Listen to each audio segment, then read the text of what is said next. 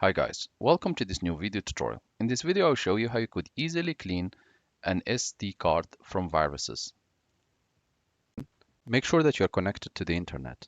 Next step, go to the search bar and type Windows Security. Click on the Windows Security to open.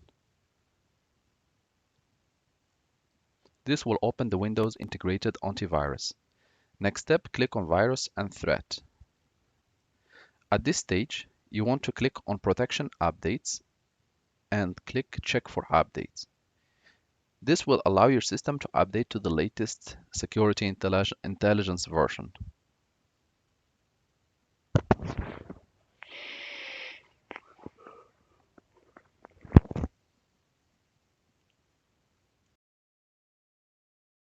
Completed, click on Home, click Virus and Threat Protection, Scan Options, and here you want to select Custom Scan.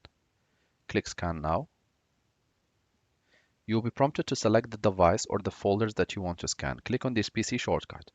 At this stage, if you want to scan USB flash drive or an SD card or an external hard disk or SSD or the Windows operating system and folders. So select which one you want to scan. For the purpose that this video should not be longer, I will just select this one and we'll click Select Folder. The system will start scanning accordingly, and if there are any viruses or threats, it should be flagged to you. I will just pause the video here and I will restart to show you what it looks like after the scan is done.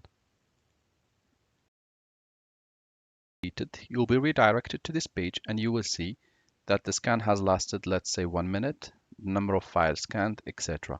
If it has found any threat, it should be able to put it in quarantine for you.